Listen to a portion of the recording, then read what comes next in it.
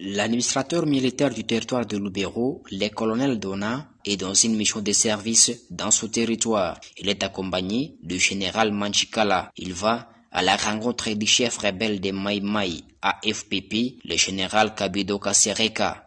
La nouvelle autorité du territoire de Lubero concrétise la mission lui assignée pendant l'état de siège.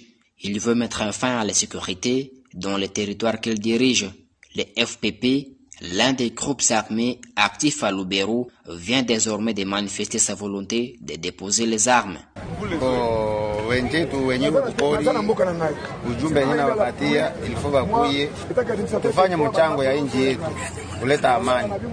Le colonel Dona, qui invite les autres groupes à quitter la brousse avant que la traque ne commence. Les volontaires pourront rejoindre l'armée loyaliste, explique le colonel.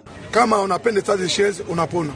Kama unakataa état de siège, unakufa. Oui, bikundi bingine, mina bambia deja, hapa mina anza deja état de siège, mina anza kwa Kabido. Kabido nzo kikundi ya Kabambi.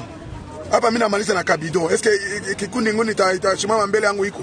Dans cette région vivaient plusieurs groupes armés, dont les plus fréquents sont le NDC de Guido et l'AFPP de Kabido. Ces deux groupes se disputent régulièrement le contrôle des villages de cette entité depuis très longtemps. Le FPP a même érigé son état-major en Poivignois, dans le territoire de Lubero, à environ 35 km de Kaina. C'est là que le colonel Dona, qu'on a surnommé Magufuli, accompagné de plusieurs autorités militaires que civiles, a rencontré Kabido. Ici, un accueil exceptionnel lui a été réservé.